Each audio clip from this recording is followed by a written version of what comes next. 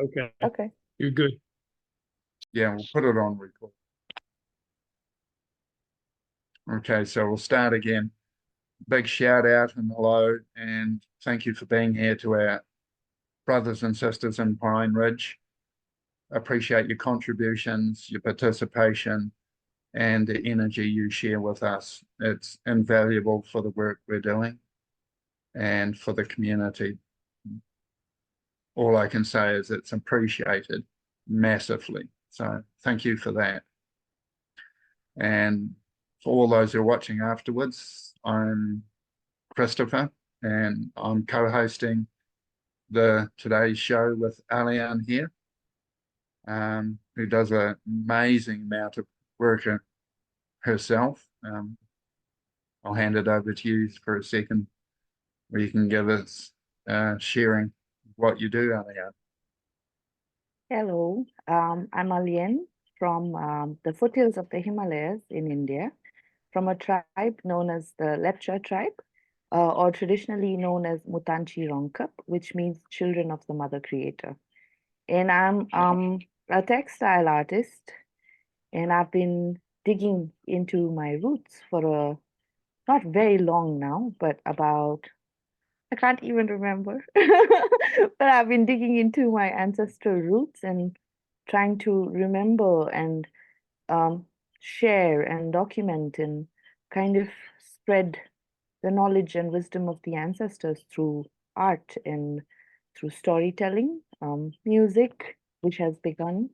But essentially, that's what I do. There are many other things that I do, but I feel this is a very crucial and kind of like my path in this life. So I'm happy to be here and with Christopher, and today hopefully and with lots of love, we'd like to share our journeys with you and be able to hear about the journeys you've made.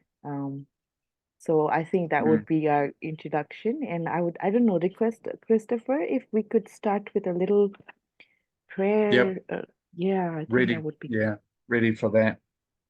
Um, the prayer, the way it's coming to me at the moment, because of the work that Alyen and I both do, connected with Mother. We'll give thanks to the Mother for the energy she provides, for the life she provides, the environment, the earth. We breathe her air, we drink her water, we stand on her earth, we are in her environment, we are in her atmosphere, we are a product of the Mother. We come from her, we go back to her.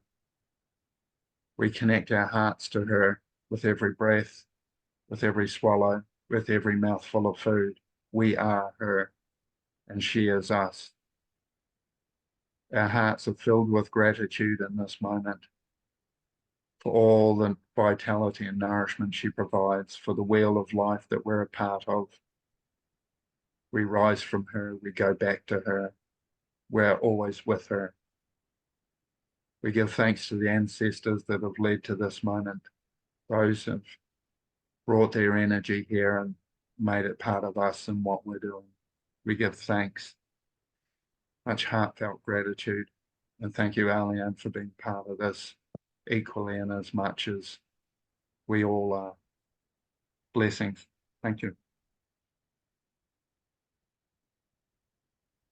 So today's talk and what we were looking at is Alyen and I were having a conversation earlier, and we were just randomly talking and looking at how to come back to center when we feel thrown out.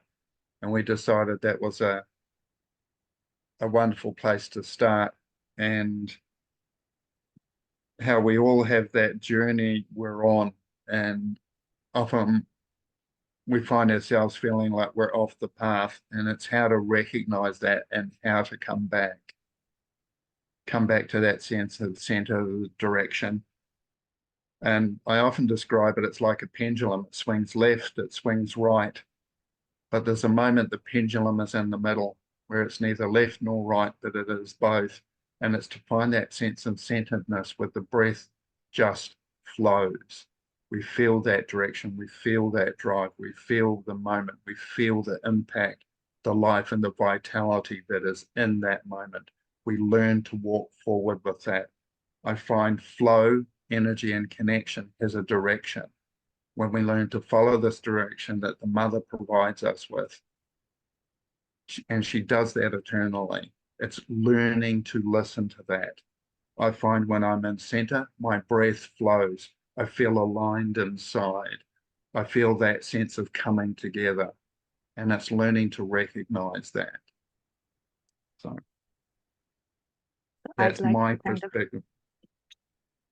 I'd like to Talking kind of, stick to you.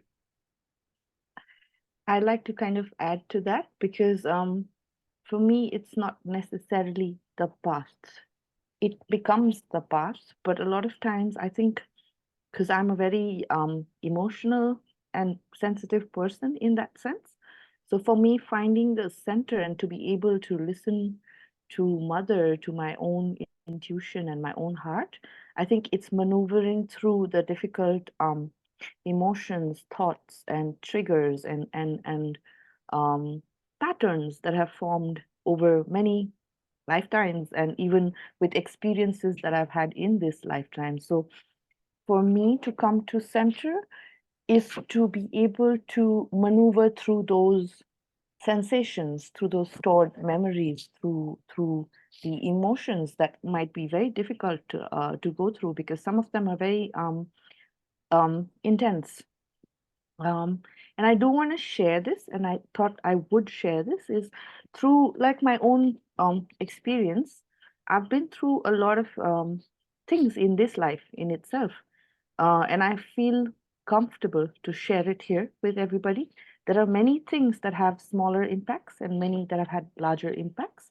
So whether it was child sexual abuse, um, abusive marriage, I also had a psychotic breakdown at some point. And though we've been raised by people with all that they are, but a lot of times different personalities of parents, for example, for a more sensitive child would feel more intense. And so even those patterns are there. And we'll get to the ancestral at some point. So I'm looking in myself at patterns that have really hardwired themselves into my being. And so every time I'm trying to move forward, though, or there are situations, then the triggers are released. And then it's very difficult for me to go through so many things because I'm used to falling back into patterns or creating walls or reacting in a certain way. So I'd also, while we talk, Christopher, would also Mm. like to share those as we both kind of share and flow the conversation. Cool. Thank you. Yeah, and a bit like Alien, I've been on a journey where I've had to learn to work through so many things, traumas, like Alien was childhood abuse, sexual abuse, um, difficult situations in various relationships. And it's not always marriage relation. Even friendships can be challenging at times. It's those people that trigger the things that most need to be healed. And we often react to the people who trigger us the most. Whereas I've learned gratitude for those who actually trigger me because they give me the situation that most needs working with. And it's receiving it as a gift rather than a, something to be falling aversion around. The thing I've learned is the universe itself, I see as a conscious entity. It's a conscious living being, the same as we are. We're part of that consciousness. And it's helping us evolve to our highest, most connected state. And sometimes we have to remove those things that have been programmed into us that are blocking that full state of connection, that full state of consciousness. Because to me, connection is consciousness. Connection happens in the moment, which is where consciousness is. It does not happen in the brain. which is the world of time, which is the world of distraction. And it's not forming aversion to the brain activity, which is referred to as ego, which the New Age movement for quite a period of time was like, oh, the ego's bad, get rid of it, annihilate the ego. Even heard the phrase, no, my guidance is saying don't say that. But the aversion to the ego was sort of like the path for a while. Now we're starting to come back to the ego actually has a purpose, which is the thinking brain. It's where daily memories are stored. So we know where we put our car keys. We know how to do the meditation. Our brain remembers that we sit in a place, we sit in this position, we focus on this thing. Then we step out of the brain to become that focus, whether it's the breath, compassion, love, connection, empathy, or we're working through a situation. We can do it with both presence and focused awareness in the moment. We're not separating ourselves from the experience. When we go into brain, we're working with memory, which is separation from the actual experience. When we're in the moment, we're sitting in presence with the experience. And for a lot of us, it's challenging at the start because we don't have tools for this. We don't have resources. If we haven't practiced it, or we don't have a good guide, a teacher, an elder to guide us, we're stumbling along in the dark. And often we start to resist this because it seems so hard. But it's learning to be open to it and realize in the moment is consciousness itself, and the consciousness itself will guide us if we learn to listen. And this is part of where I found the breath comes in as an effective tool. When something feels appropriate and aligned, I find the breath comes in, it feels vitalized. It's like I breathe in, it's got, yeah, this feels right. And I learn to follow that instinctive guidance that's there all the time. The breath flows where life goes. And where life goes, breath, vitality are sure to follow. That they become part of the same wheel. One leads to the other invariably. So when I feel the direction feels right or aligned, I have that vitality that comes with it, that connection that comes with it. So often I don't need to analyze something or fully figure it out, which is very much a brain practice. I just need to find that sense of flow in this situation. If I'm not finding it immediately, then it's not time to do anything. It's time to sit in patience, be in the experience, and that is a learning experience in itself, how to be with something, becoming familiar with it.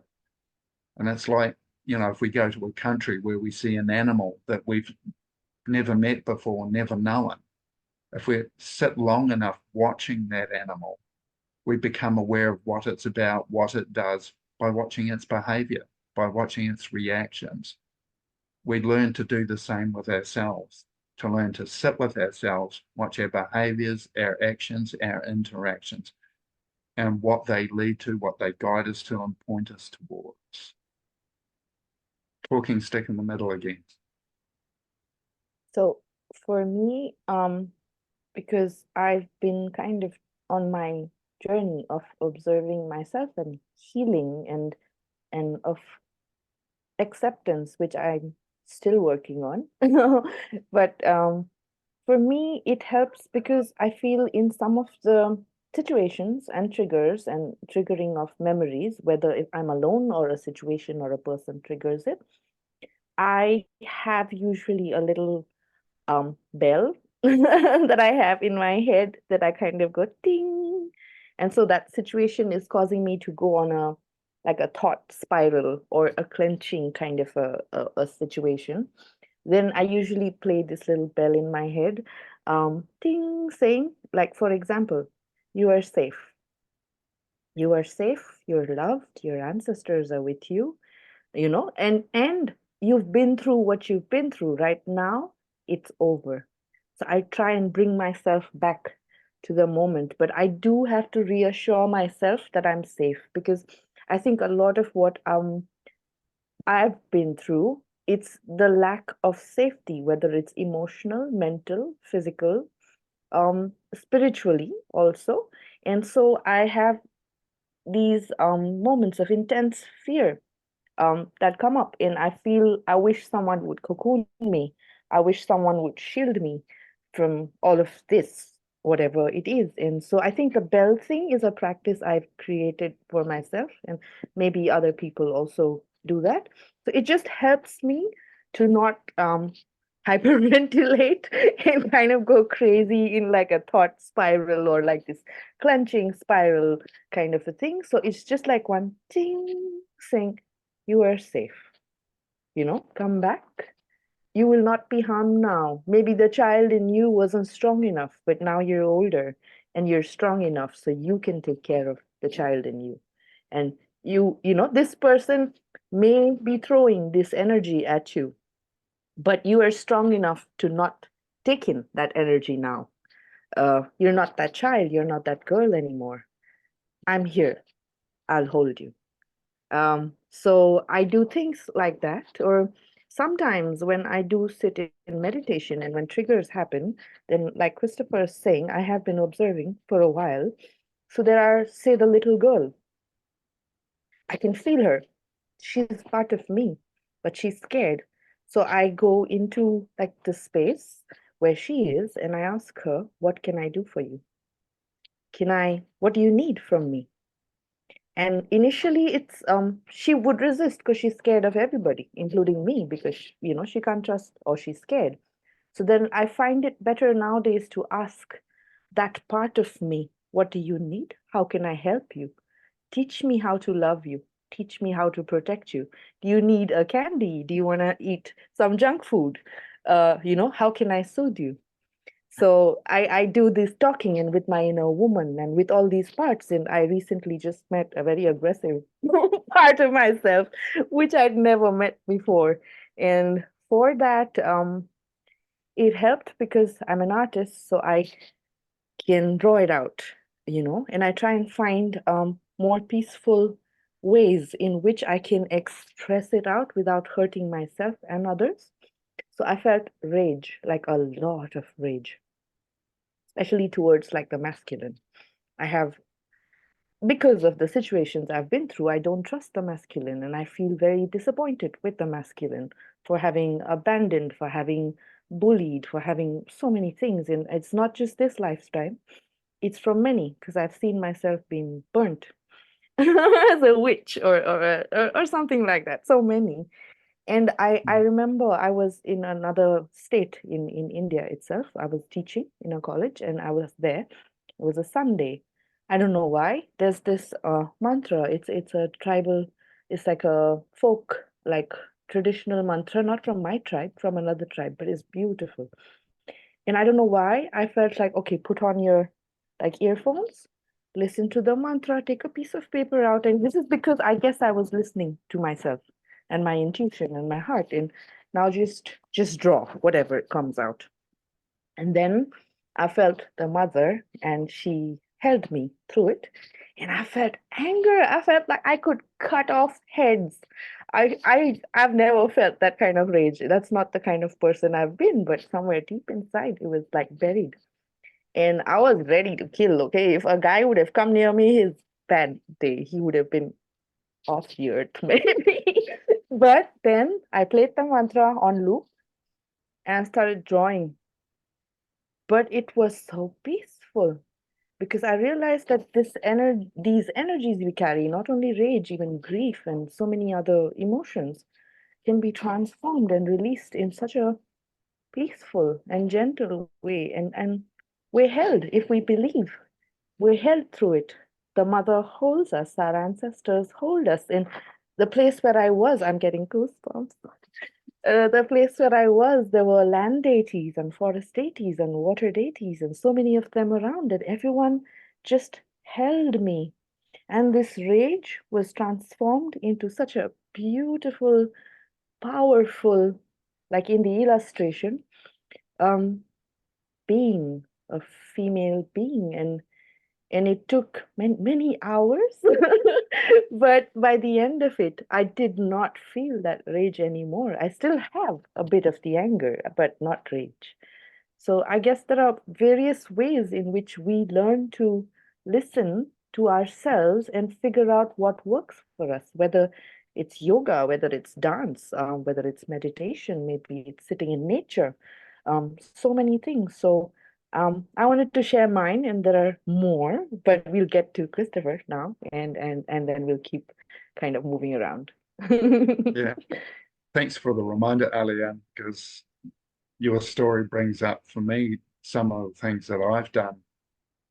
And not that long ago, I was aware my inner child had felt really abandoned, deserted with various things that had happened in childhood. And I tried to work through it to get the child to grow. I went through using tools of going back to the child, talking to the child. I learned how it felt unloved, unappreciated, unaccepted. So I looked at what would that love look like? What does it feel like? What words would bring that up for me or convey that? What behaviors go with that? You know, not just other people towards me, but how would I behave from that place? Because I find love, like anything else, like appreciation, like openness, like trust, like safety, they have behaviors, they have words, they have actions. And there's like a space created by each one of these states. So I had to learn, what does the space feel like? What does it look like? How do I behave in this space? And it was a whole education process. I couldn't go in and just do it and then leave it and expect to happen. I had to keep reinforcing it. So it became hardwired into me. I also realized it wasn't like do it once here at the time it happened. I had to then grow up with that child and see how that child grows up, because as I take on a new emotion, that leads me to new situations, and those new situations have their own education. And from those new educations, there's even more learnings and experiences come. So I had to bring myself right forward to where I am here today with each action, with each behavior, with each emotion, and I was taking the time to do it. Like Alien, like you said, it takes time, but the time is worth it. It is well invested. Finding that path within us that is a path of growth is totally different to the world that I knew and was brought up in. One of the other things I did recently to tidy up a lot of this stuff, I still had issues because even though I was growing up and I could see appropriate behavior, appropriate action, I could still feel the presence of my parents and the influences that had hurt me. Still being in that environment was an issue. So I went back and figuratively divorced my parents, adopted young me, and became my own parent. And I looked at self-parenting through the process that I was opening me up. In the start, I was looking for it, but once it became action, it was the process that was opening me up. I literally went back and, in my mind, divorced my parents, adopted young me, and became my own parent because I knew me the most. I knew what I needed. I could listen to me because I was with me. And it was a big process realizing how much we can actually be there for ourselves. I'm not saying it's easy. At times it was very confronting because I had to be the child experiencing and the adult guiding the child through that experience. So sometimes I had to sit with the uncomfortable stuff so I could find the words, the actions, and the behaviors around it that removed me from that situation in a constructive fashion. And I had to learn new emotions, the childhood I knew. I didn't know what love was. I had to learn that. I had to learn what joy was. I had to learn what compassion was because I'd never experienced it. So these were all new things. And it's like, how do we learn something that we've got no experience of, but we feel pulled towards in a way that we know this makes us whole? Without this, we know something's missing. And I'm forever grateful that in my childhood, I had natural bush, virgin bush behind the house. And when I left the house and went outside, my safe place was with nature. At a young age, I felt them as my companions. I felt connection there. I felt empathy. I felt safe. I felt held. They were my playmates. And I didn't realize how deep a connection I was establishing in those years. And, today I talk to the trees, they talk to me. It's a full-on conversation. But it's not just in single words, it's whole impressions backwards and forwards. It's like 10,000 words in an instance being swapped back and forward. Nature was my healer in so many ways. That's where I learned what love was like. It took me time to realize it, but that's what showed me, which has led me to the life now where I realize love is everywhere. It's in the trees, it's in the earth, it's in the water. To me, this is not fantasy. This is something I went in tangibly and experienced. I can take others there and they experience it. We don't realize how much this world is made from love, with love, in love, by love. It is the creative force that provides the very life we breathe, we eat, we drink. This is our guide. It's that heart space that is the heart that sits in the middle of the chest and experiences both sides of our being. And it's learning to be with both. We've been through a world of what I call toxic masculinity, a world of hierarchy, a world of separation that aim to disconnect, but we can never disconnect from that which is real because it remains forever present. That which is real cannot be lost. That which can be lost is not real. When we lose the sense of separation, we're naturally born into the place of connection because it's always been sitting there waiting for us to come home. And this is the journey home. This is the connect. This is back to the breath that provides the life. It's the love that provides the life. It's the food that provides the life.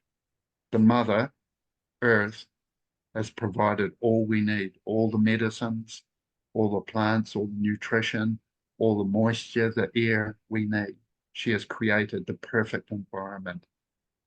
It is only our separate self, our thinking brain, that perceives it as separate from that which we need. We are not separate from that which we need. It is all here, already provided. Alyen, would you like to add to that?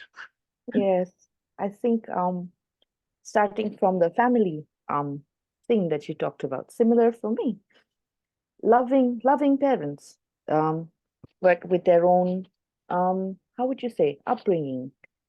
And I think this would then I would go further on to take it like higher up the tree, the family tree. Um, Father was raised by a very strong patriarch. So he was given responsibility at a very, very young age. So what turned out was a kid who was never a kid, grew up, and did the same thing to his children, though, because that's how he knew how to raise children. So I used to blame him and I used to be very upset with him for a very, very long time. I also looked up to him. He was a beautiful, beautiful elder. Now that I look at it, because he was not only to me, even to other, but there was also like a what you call narcissistic personality disorder, like a milder version of that, which I didn't realize. And as an adult, I do understand now. But that kind of controlling and terrifying father figure for me, and I had to make peace with him. In what helped me or what helps me is I believe ancestors and people who've left, because my father passed with cancer many years, 18 years ago, is I had to slowly speak to him and tell him, I'm really, really angry with you. Why did you put these chains on me? What have I done to you for you to have treated me in this way? And he did not do it on purpose, though he did.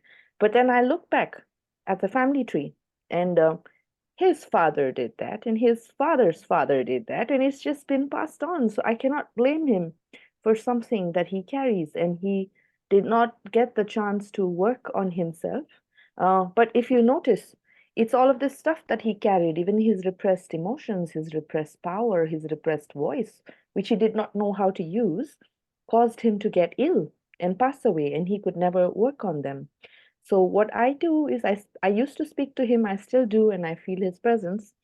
I've now become, how would you Mm. say, uh, friends again. But there was a point I was angry with him, so angry. And so it helps to express verbally and to believe that they're listening. So with Mm. him, I did that. And then I also spoke up the tree, the ancestral tree, and asked, um, I don't know, sent love, not asked, sent love out there, saying that I'm sorry that you all had to go through all that you went through and you had no idea and no control and so many patterns of survival, you know. Because culturally also it's the British came in, lands were taken.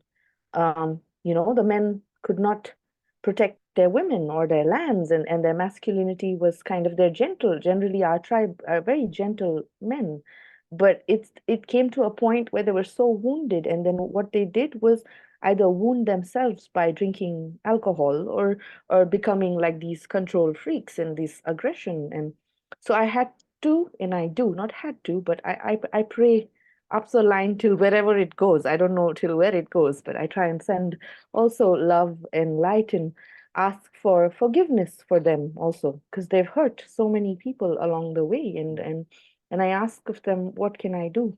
How can I heal? How can I send love? So please teach me. So that would be like my father's side. Whereas on my mother's side, it's been I never understood. I thought my mom was not a sensitive, not emotional, not kind of like a mother, typical mother figure, and slightly cold and emotionally unavailable. And then I met my grandmother, and it all made sense. So my grandmother was like that, and actually, after spending time with my grandmother and kind of taking care of her before she passed, I realized my mother turned out really good for the kind of situations that she lived through. And then I tracked and I look at that also. There are many. I'm just stating some things. And it's been my grandmother had a husband who used to love the family but had to be away for work because that's how he could earn. So there was a woman from the village in this kind of like a town or a city fending for herself and the children. And that caused a lot of bitterness. Mm. One of the things. There are many other patterns, but say the bitterness and this kind of like survival mode, which kind of, you cut off emotions, you block so many things, and because you're in survival mode, and then you can't listen to yourself, and you can't really see the needs of others because you're just on. Yeah, you're scared all the time. And I saw that in my mother, and I have that in me because I have a lot of anxiety. And it gets triggered. And this I've received from the mother's side of the lineage, but I understand it better now. And for that, I think the acceptance of my mother for who she is, and she's also already almost 70, and she does not want to and cannot work on herself and her stresses and her traumas and so many things. But I try, and I sometimes get very irritated even now, but I kind of hold it back because I do not need to react. But I think I remind myself of the life she's been through. I remind her myself that she's in survival mode. She's afraid and she's struggling. So I do not want to add to that, but I try and calm her down sometimes, saying, Mom, relax. It can't get any worse. Even if it does, we have a solution. So I have to calm her down. So I love her and I get triggered by her, but I think empathy and I think understanding where she came from and the love that she still gives is there. So we cannot do the work for our parents, but we can understand. And I think a lot of forgiveness um, needs to happen between, because they do not know what they were going through, and so they passed it on, and I cannot blame them for that. And some of us work on ourselves, but many don't, including my sister and my brother. And I see these patterns, but it's present in all of the siblings and the cousins, and I cannot do the work for them, but I can share some thoughts and share some experiences. But I cannot do the work for them. So that's another thing I've understood. So that's with the family and the ancestral, because we also carry so much memory of displacement, of abuse, of poverty, of so many things, and we carry it in our being, in our body, literally also stored memories in the physical being also. So that's what I wanted to say about the family and how I kind of deal with that. Just to add to the nature thing that Christopher had shared, can I talk some more, Christopher? So it's recently, end of December, beginning Jan till March, I had slowly been going into stored memories of myself and deeper into that. And I'd like to share this because we cannot heal everything at once, or we cannot look at everything at once because some of them are very intense. So what I do is I go there in small when I can. I go there in small, dip my toe, come out. That's all I can do today. Maybe don't go there for many days. And then a little bit more and a little. So I'd reached a point where I could fully submerge myself in what it is that I didn't know what it was, but into this deep, dark space, kind of like what I call going into the ocean. And I went in there and I saw so many things, but what was the thing that was the strongest or the most prominent was grief. I went into this really deep, deep grief of so many lives, of this life, of ancestral, so many. And I think I experienced the rage, which I never thought I had. I'm experiencing this grief, which I couldn't imagine was so huge. And I kind of stayed in that dark space, inside the water, not being able to breathe. And I just kind of, how would you say? It was like quicksand. I just kind of sunk in there and got stuck. Yep. And the more I struggled to get out, saying, no, I gotta get out of this, the more I sunk inside and I couldn't get out. And it's for the first time in my life, I've experienced grief that paralyzed. I've seen other people go through that, but I went through that myself. And I was like, oh, no wonder they can't get out. It was crazy. But so coming back to the nature thing, and so what I did is first I struggled because I wanted to be in control and not be sinking and in that space. But then later, I wouldn't say give up, I just gave in. I gave in and I just lied there, and which meant in the physical realm, I was resting and immobile, eating, yes, sleeping. I needed sleep. I slept. I needed to rest. I just needed rest. So I just gave in and I warned my mother. I'm like, I'm not good. So please let me be, and they were kind enough and they got me food here because I was like sobbing, like all day kind of a thing. And then my friends called me on WhatsApp after I was still kind of vegetative for a while. And they looked at me and they're like, you look terrible.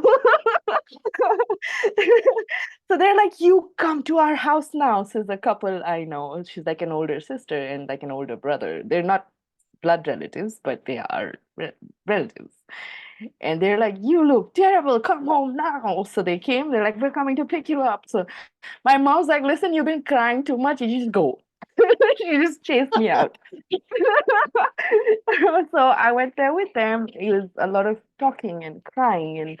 And I think crying is beautiful because it's such a beautiful form of release. And I think people underestimate the power of tears.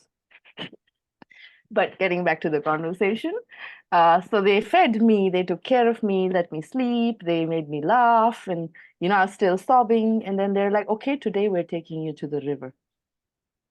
And I liked dipping in the river before my depressed state. So they took me there, and I cannot describe to you. It's like a little corner, where the water comes and there are rocks, and there's a place where it's deep enough, which is like slightly higher than me, so you can swim. The water is like this beautiful, I can't even describe the color. It's like a mix between like a teal and a turquoise, and there's like frothy bubbles in there. And as I went there, I didn't have any energy to connect. But as I went there, I was like, no, I know I need to dip myself in the water. I need to swim. So I hadn't even carried stuff. I just kind of went in my undergarments and kind of went in the water and swam, and the bubbles and the water. And then I felt the river. I felt the river, and I felt the forest. And I felt like I was held, and they're like, you're here. Let us soothe you. Let us heal you. And then I thanked them and I felt them. I'm getting goosebumps. And after which I started to get better, though it's like I have my moments. It's been since December, January, now we're in June, and I have remnants of it, and moments of kind of, you know, being unable to do things sometimes, but I don't pressurize myself. But it was the river and it was the forest that helped me heal.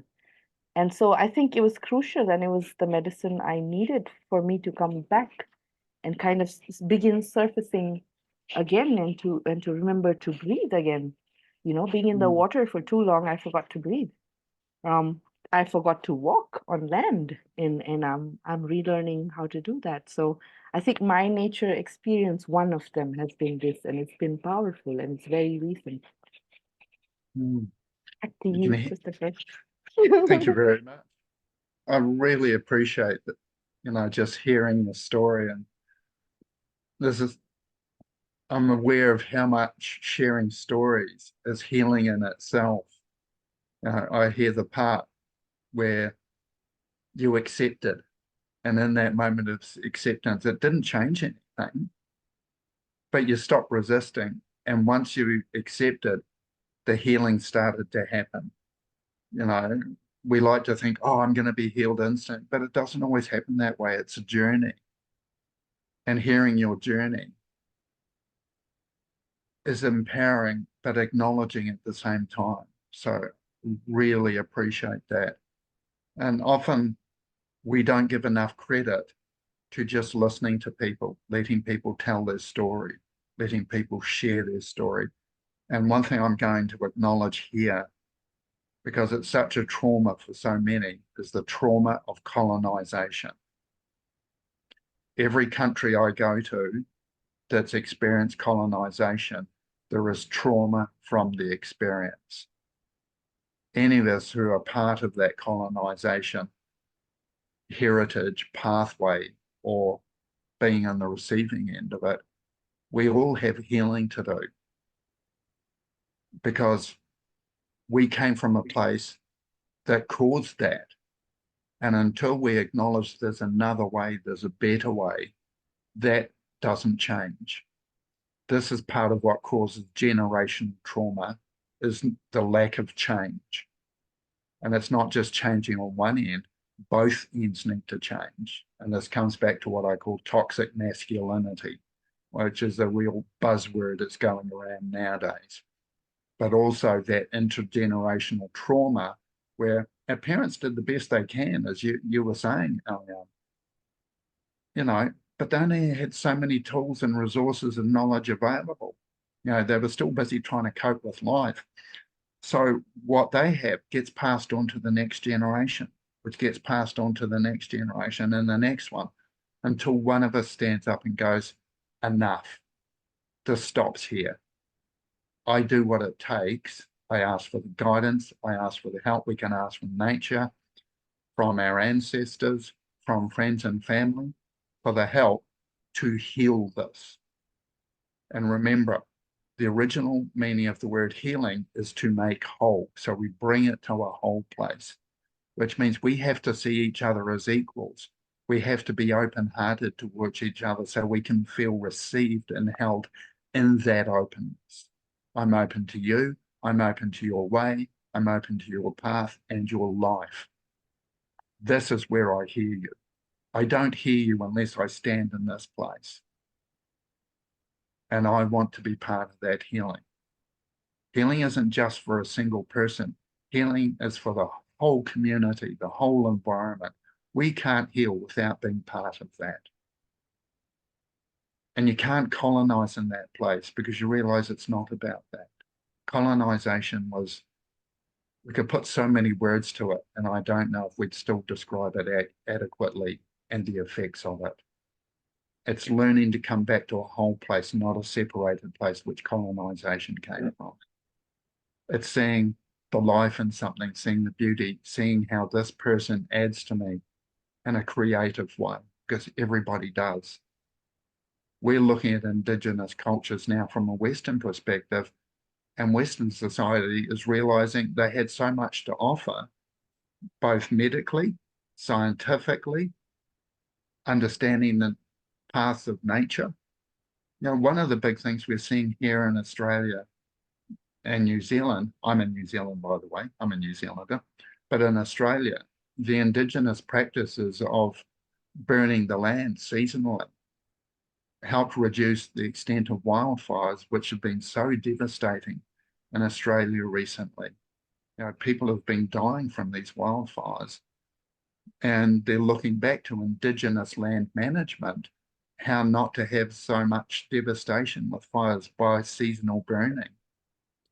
This is just one of the practices that comes from people that have grown up with the land, live with the land, know the land, and they're connected with the land. And I know for myself, I'm realizing how much the land has to teach me. You know, because of the childhood I had, I went away from people. I spent more time in nature than I did with people because nature was preferable to me. I learned more from her than I have from humans. But now I'm realizing there's humans in this world that can teach me as well. And I'm learning to come home to that connection with people. I'm having to open my heart, and I'm learning to trust, but I'm learning to trust those who are trustable, those who walk the walk, not the talk, but the walk.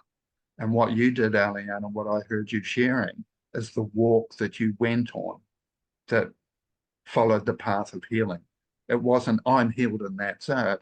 You followed a path, you walked the path, you experienced the path, and nature is part of that.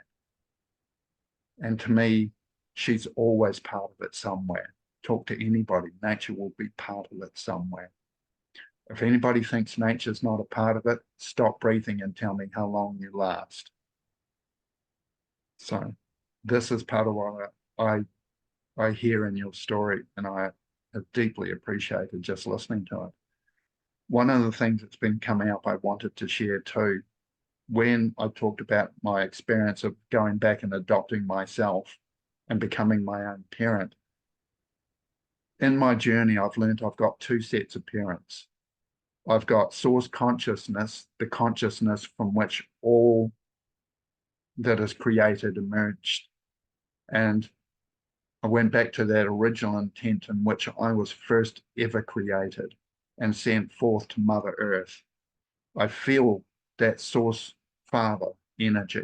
I was sent forward as a seed of light to be received by Mother Earth. And then she brought me into manifestation through my birth parents. I have two sets of parents. I have source parentage and I have birth parentage. And I've learned that I've got two sets of parents I can listen to. I listen to my source parents more, because when I introduce people to this, I say, which set of parents are the wisest? Which ones do you feel have the most knowledge and the most insight? And everybody always answers source parents. They feel the clarity in both source consciousness, that creative energy from which we first emerged, and was sent down to Mother Earth to be received by her, and then brought forward through creation through our birth parents. So always remember we've got two sets of parents. If anybody else has anything to add to this, you're welcome. Whether you share it here online or in the comments of the video once we post it. Please do. We'd love to hear your stories. We'd love to hear your input. And I'm very much reflecting and thinking of our brothers and sisters in Pine Ridge with this. I'd love to hear your feedback and the stories that you've got to share as well. Even though I'm not able to talk with you directly at this moment, I feel the energy coming from there, and I feel the stories that are there to be shared, and I would love to hear them. So I'm looking forward to that. So there's always something there supporting us somewhere. It's learning where it is. And would you be open if I did that, the 3 breath thing at the moment, Talia? I feel Okay. it's the right time, yes. One of the tools that I have, I call the 3 breath meditation. I've got a longer version, but we'll do the shorter version of it. And I'm going to invite you just to close your eyes for a moment if you feel comfortable with that. If not, just keep them open. And we're just going to feel the breath, feel the sensations of the breath, the movement of the breath, and the natural flow of the breath. We're matching the rhythm of the breath. We're not trying to make it anything. We're just noticing it as it is. And as I breathe with this breath, I notice how I experience, how I notice the world from this place.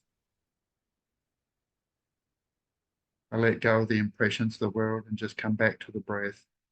And now I reach through this first rhythm of the breath to feel if there is a deeper rhythm, a deeper pulse of breath that I feel drawn to breathe at.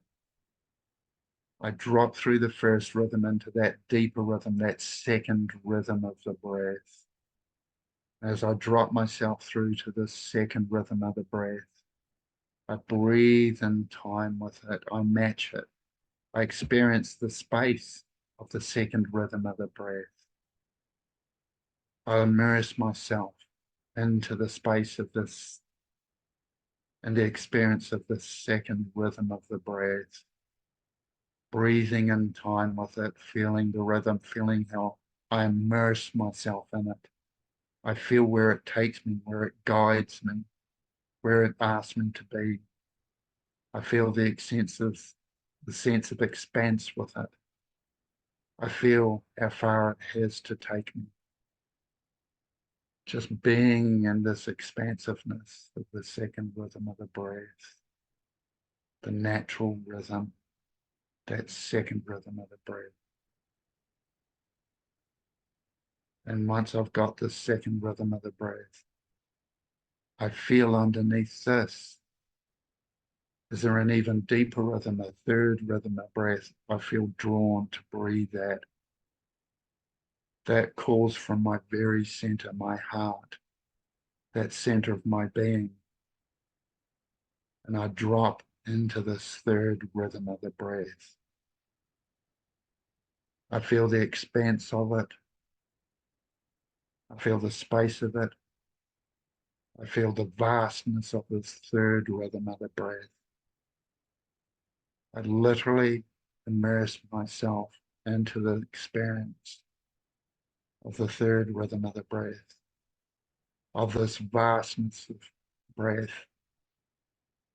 I feel how alive, how vital it is. I feel what is conveyed to me in this third rhythm of the breath.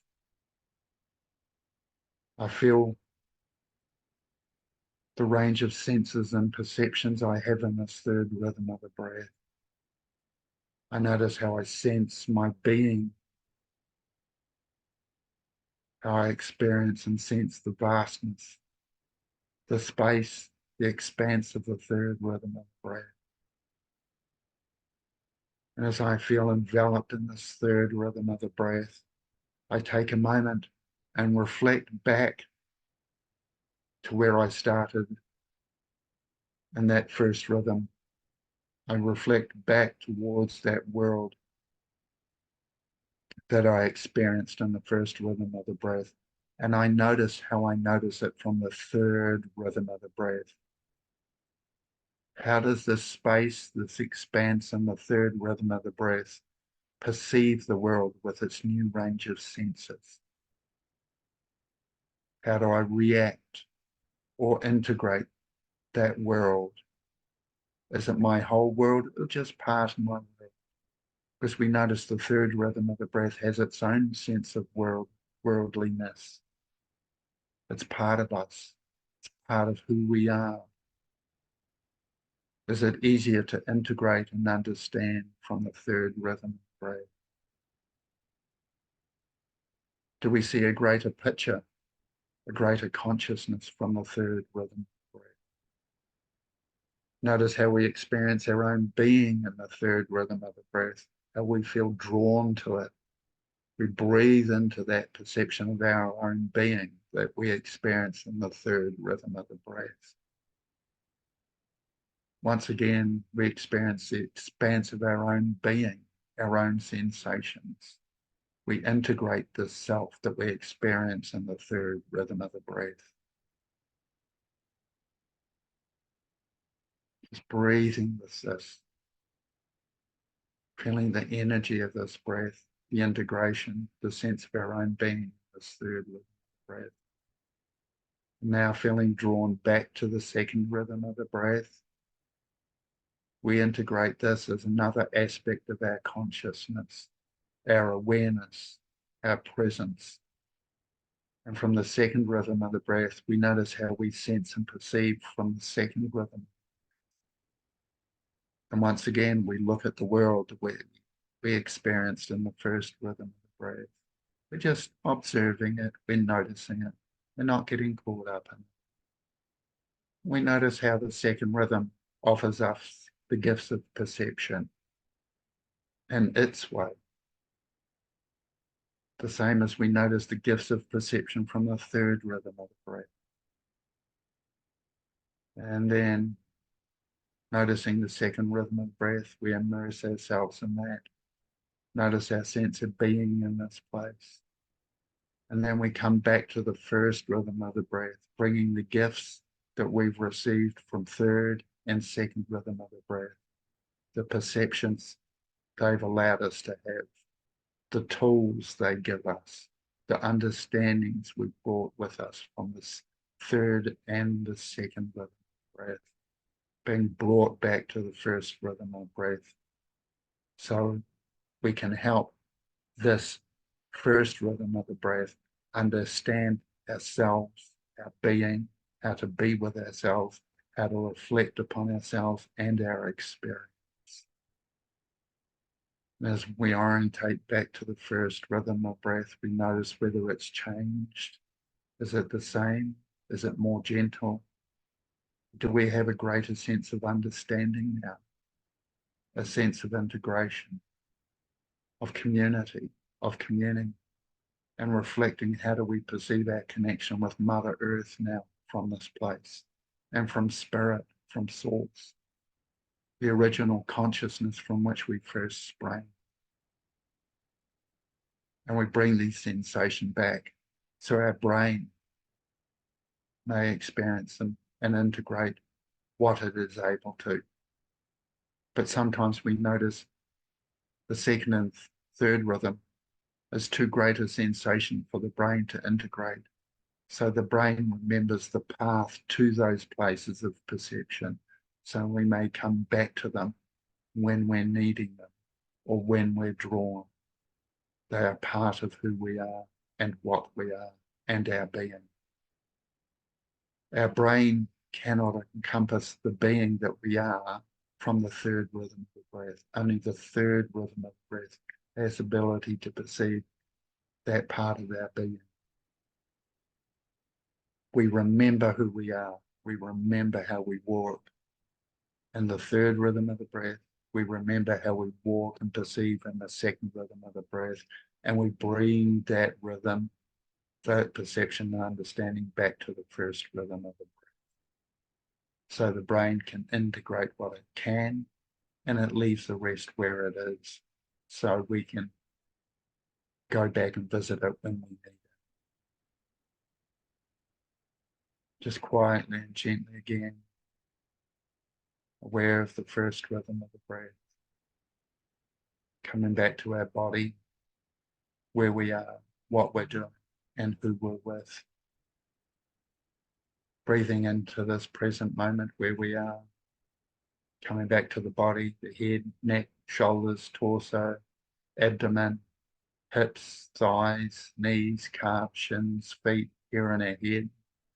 Quietly and gently coming back to the here and now, opening our eyes again, being with the here and now, being aware of who we're with, what we're doing, what this is about. I thank you. I thank you for your presence and your gift of being here. So this was a little bit extended. I don't often go as deep and as far with this. I just let people reflect themselves, but it felt appropriate for this occasion. I hope these words are helpful, this guidance is helpful. And I invite you to be aware and retain how we perceive from the second rhythm of the breath and how we perceive from the third rhythm of the breath. They are all aspects of our consciousness. The first breath is that which is generated from brain activity. The second breath is that which is generated from our in the moment awareness. The third breath is that which is generated from consciousness itself. We have aspects to our being that are more than physical. These are the breaths of these other aspects of us. I invite you to practice this as often as you feel called. I myself have practiced it at the beginning of the day and at the end of the day. So I start my day this way with this openness, this awareness, and this range of sensations. And we do it wherever we need. When I start my day like this, I start my evening like this. I invite you to do the same. And just asking you, Alyen, just as somebody to reflect with, do you feel you felt a different range of sensations and perceptions in the second rhythm and the third rhythm of the breath? And what was that like for you? I think I had resistance getting into the second breath Yeah, because it's a deeper breath and it kind of felt a little stuck in the yeah, beginning. But then when yeah, I eased into it, I didn't think much. It felt comfortable and it felt the muscles already like started to relax. beautiful. And then the third breath, I think it helps when I don't try to think and I just follow you like getting hypnotized. So I Yeah, kind of went into the third breath and it was almost like all these questions you've been asking, at least that's what came to me yeah, today. All these questions you've been asking and all that you've been seeking, healing, doing, it was like, whew, leave it at the door. Just come. That's how I felt the third breath was saying, yeah, just be, just breathe. There are some yeah, tense bits in your body, so just breathe into it. And yeah, then I think I just surrendered to that. And I found many tense bits in the body. But then when you beautiful. pulled us back to the second, I don't know, knowledge or whatever it was, there was still, I think that's the message for me today.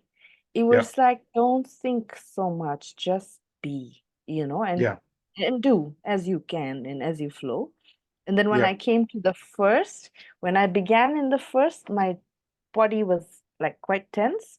But when I returned from the third breath to the second and first, I felt the ease I felt in the third, it came to the first also. So that's what I felt, though beautiful. I still have some sore bits here and there, but overall feeling much better. Yeah, this is bringing the gifts of our consciousness back to the body. Often we try and operate from the body or the brain as if it's the director. It's not. The brain is a memory and it remembers, but it doesn't know how to lead the way because it doesn't have the experience. Whereas our second and third rhythm you talked about the sense of knowing there. That is actually part of the third rhythm. There is the inner knowing in the third rhythm of the breath. We have a knowledge and a depth that we didn't realize was possible until we learned to access this place. The third rhythm is what's referred to as the inner knowing, or in some schools of thought, it's the gnosis. It's the knowledge that is always available. And it just waits for us to tap into it and come from that place. Whereas the brain doesn't know, it thinks. And I often describe, I touch my finger. By the time the signal's halfway down the finger here, it's already in the past. So everything received in the brain travels down a nerve ending. So by the time it gets it, it's in the past. The brain only knows the past. It doesn't experience in the moment. This is where second and third breath come from. They're in the moment presence. It has a greater sense of being, as you notice, than the first rhythm of the breath has. Breath, as we say, is breath of brain activity, and it's not the only place we've got available. And the more we practice these different aspects of consciousness we've got just through breathing, the more they become accessible. And one thing that trauma does, trauma disempowers us and traps us in the brain images of being less than. One of the ways of working with trauma, which you and I have both experienced, is having these other aspects. They're aware of what's happened, but they're not caught up in what's happened. Like you said, the third rhythm just says, leave it all at the door. And it does. And that's the beauty of it. I realized I am not the trauma. I'm not that which I experienced. I learned from my experience, but I am not the experience. And now, for those who often bring up the question, what about love? How can we be love? Right? Love to me is not an experience. Love is a state of being. It is the state of being that comes from the third rhythm of breath, or from the source consciousness. Sometimes I'll even go into a fourth rhythm, which literally is the creative source. It is the source of that love. But for the start, I just share the three breaths with people. Once we integrate that, then I take people a little bit further. But yeah, Sarah, if you feel you want to share anything at any point, you're welcome. If you're just comfortable listening, we're happy with that too. No, I want to share something. When you were doing your meditation, what I experienced was like I was submerged in water. I don't know, and I was going down in water. It was weird. It was, yeah, Yeah. I don't know what that was.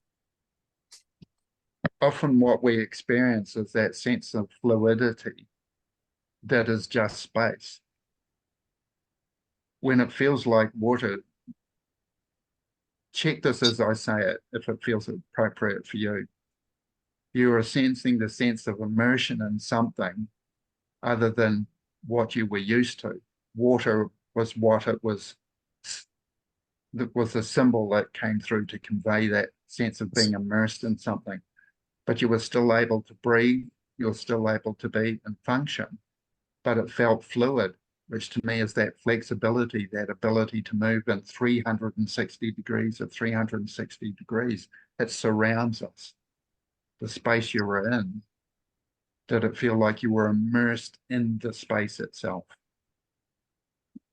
Yeah. Huh. Yeah, that's something we get used to once we practice this a bit. And so long as, as you say, you were still able to breathe, but yet I have felt immersed in something. And this is new for many of us, what it's like to actually feel immersed in a space. And then we start to, oh, what is this space about? We explore it with the senses that we have available in that space, because I find they're different to the brain sensations. The brain has its sensations and perceptions. The second breath has its sensations and perceptions, and the third breath has its senses and perceptions. And as we sit with each breath, we start to get used to them. This is where practicing comes in handy. The more we practice with this, the more familiar it becomes, and more the resources and tools we find there become available to us. And I love sitting in the third breath. For me, it's been one of the most healing things there is. It allows me to access experience without trauma. So I can learn from it. I can observe what was going on without being caught up in it. And it's been vital. Okay. Do you feel complete? Yeah, I can talk about my trauma if you want to If you're hear. open to it? Yep. Yeah. It's hard to talk about these things, but sometimes I do, sometimes I don't. Well, Yeah. um, yeah, I don't know where to start. Can you ask me some questions or something? I would I don't just know. like to add to what Christopher said about the water, what you Mhm. said about the water, and to add to it. It sounds very familiar to me, but I don't know if you connect to it. Water, for me, and generally, is associated with emotions. And the deeper you go means like the deeper the emotions that you were feeling. So it also depends again, then what color of water, what consistency of water in Mm, how you're entering it, whether it's comfortable, whether you're fighting it, whether so it's I feel it's a lot of emotions. Water is generally emotions, and then you can observe like Christopher shared earlier. But yeah, that's what flashed in mm. my. I say head, but then I should go heart. I, I think Love I it. was just going down in the water, all the way down. And it was Yeah. just, you know, just covering me. How did it feel being there? Um, Not good. It's kind of like the deep dive I was talking about because I entered the ocean. Um, I don't know, energetically, figuratively, I entered the ocean. And those are Mm, usually emotions, and they're usually a lot of stored stuff.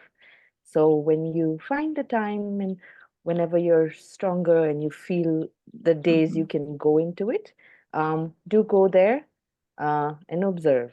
And sometimes it's tough, so you can just surface as soon as you enter if you don't feel up to it. But do it at your own comfort and see what's there, because a lot of yeah. stuff you need to heal, observe, see, realize is hidden there. And they say like the most potent and most powerful medicine is in the depths of these places.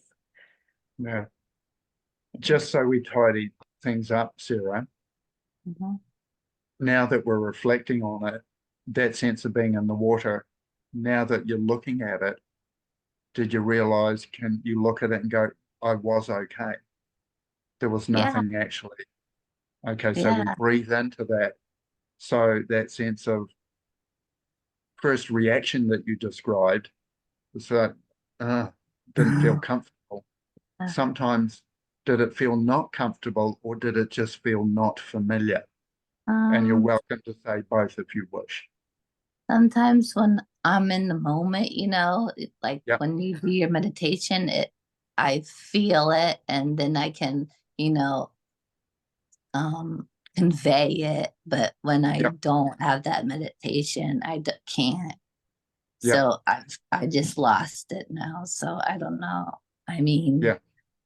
what was your So, question? I forgot so again. I'm as you sorry. reflect back on it now, can you reflect back and go, oh yeah, I can check around now and see that it was okay. I was okay. Yes. I had the experience. I was Yeah. okay once I realized it, and It I can was bring that okayness with me.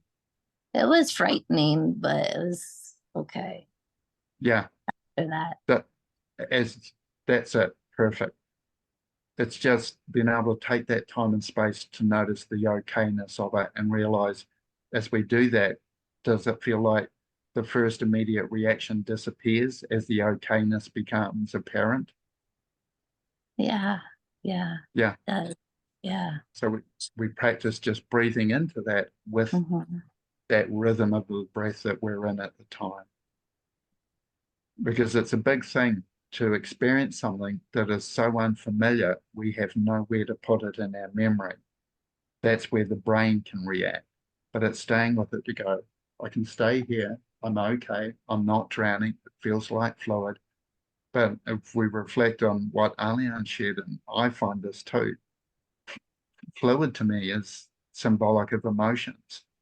When I feel my emotions, they feel like fluid. They flow, they move, and yeah, I just get used to them.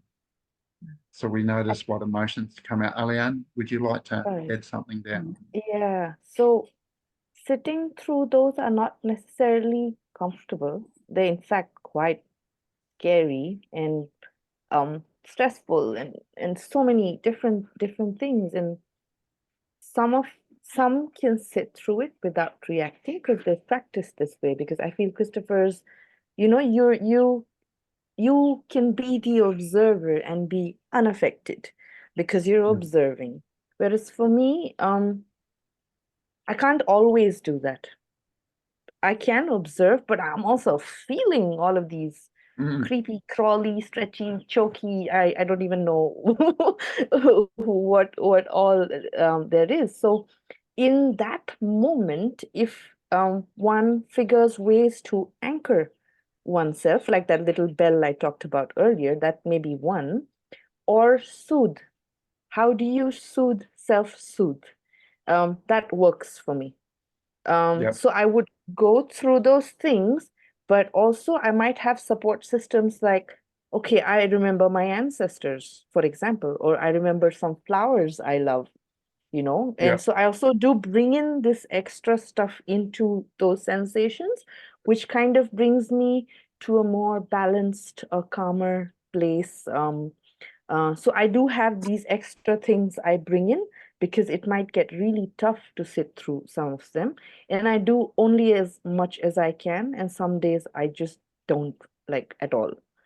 yeah, So you have to see what works for you in those stressful moments because they're not easy. Like I literally lived through those experiences again with the same amount of trauma, and I'm doing this over and over again, and it's not easy to go through and make peace with those emotions and those sensations. So um, see if you can bring in, some memory, some anchoring, some ancestors, and connect to Mother Nature so that yep, you feel you're held and that you're not alone through it. I have friends who I love very much, and I feel their presence. So they feel like they're sitting around me and they're saying, we can't do anything, but we're here sitting around you. So go through what you need to go through. We're here. And I feel I'm getting yep. very strong, so figure these Love it. these these tools and these things that bring you joy and calm and support, doggies, cats. I mean, there's so Yeah, many. yeah. And those are the situations where I've learned to drop through the breath to get a different perception of the same thing because we always start in that experiential place. I found getting taken to the second and third rhythms of the breath allowed me to experience the same experience, but from a uniquely different point of view of not being caught up in it. And then I could enter into it with more resources, more understanding, more perceptions. So I'll go into the second and third rhythm as I need before coming back to the first rhythm. So I come back with a sense of being resourced, or getting a calmness without avoidance. Because the Mm, second and third rhythm still see the same thing, but from a different perspective. And then I can come back and visit that and go, okay, I now have my internal resources behind me as well as the ancestors, the trees, the nature. And I always feel enveloped by the earth. Mother, for me, is a living entity. She surrounds me. And since she's become such a big part of my life, I feel that she never leaves me. I might forget to remember her sometimes when I get caught up, but the more I go through that, the more I remember to come back to her quicker and quicker each time until I find she doesn't leave me in those moments. And that's happening more and more. She's becoming a way of life for me. I'm feeling enveloped by her. Like even as we're talking now, she's around me. I feel held by her. I feel nurtured by her. I just can't help it. She's just there. So yeah, yeah, So I'm looking at the time, and we're almost at the end of this session. I'd like yep, to share something. In my recent work trip to Indonesia, uh, so I understand it a bit. I was there as a child because my dad was posted there, and I was talking to my collaborators, other artists, very young artists, and I was saying, "Oh, something, something, mental hospital. You know, they'll take us to the mental hospital because we're all crazy." And they're like, "You know what? It's not called mental hospital here. We don't call it that." I said, "What do you call it?" And they said, "Jiva Sakit." Jiva is essentially life source or soul, and Sakit is sick. So the life source yeah, or the soul is sick. You're not mad. Your yeah, soul is sick. Oh, and yes, I was like, oh my God, that is so beautiful because they're not segregating, but that's kind of explaining exactly what we're going through as humans, all of us. Um, yes, yeah.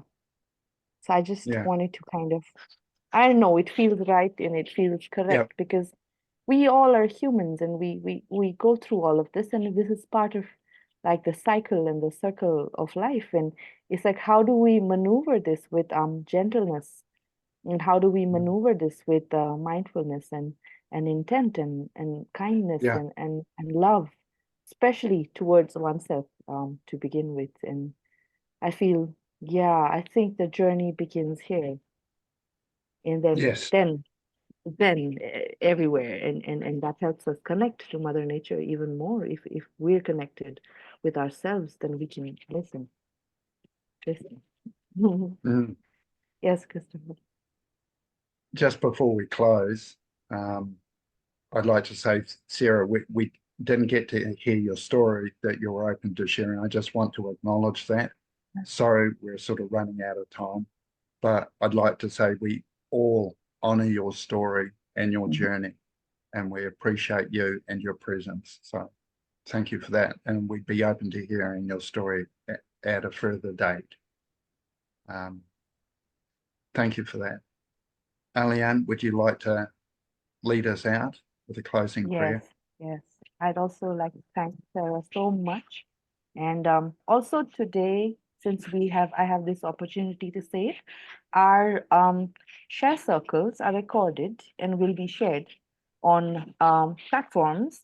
So for any ones who would be joining us later, or even Sarah, um, please, I would say, kind of know that we would be doing that. So if anyone feels comfortable to share knowing that, then it is always open and for speaking. And if people are also not comfortable with it, we're also okay with this. So yeah, we would not like to just record and just put out stuff out there. So thank you so much, Sarah. It's so nice because there's like Christopher and me talking, and we had you, which was so Thank good. you, Eliana.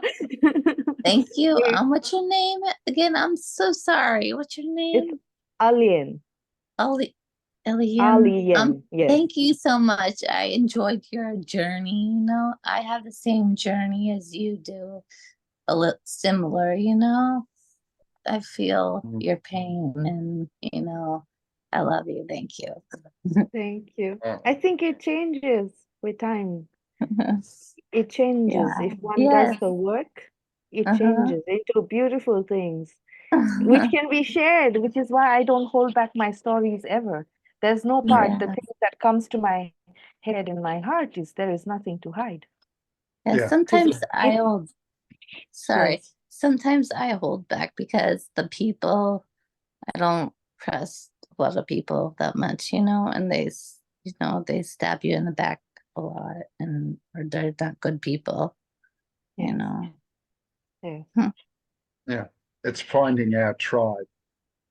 Yeah. And just before we go, once again, I want to give thanks to our brothers and sisters and our family in Pine Ridge. It's always a pleasure having you here. You're never out of our minds and our hearts. We thank you. And Alyen, back to you. Okay. So I'm so grateful, Christopher. I think we talk good together. Yeah. And I think if we don't stop this and look at the time, I think we're going to go on for hours. So, yeah, I think it's good of Yes. us. I've been keeping track on time. I'm like, no, we're going to stop on time.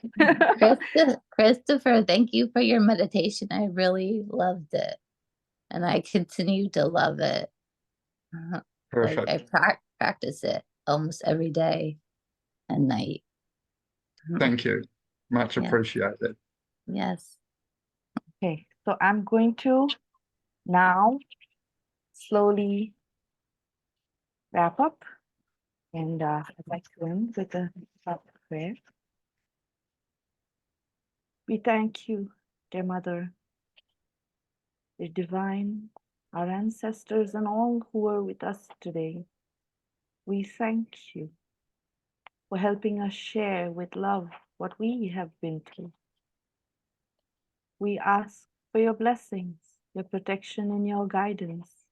And we ask of you to please help each and every one of us on our paths so that we may find peace, love, calm, and grace and gratitude, so that we may remember that we are human and that we are flawed, but yet we are beautiful and that we are part of you. We thank you once again for this beautiful, beautiful space that you had for us. And we ask of you to bless each and every being. Thank you once again. And we feel your love and we are grateful. Thank you. Thank you. I'm going Much to pleasure. stop the recording.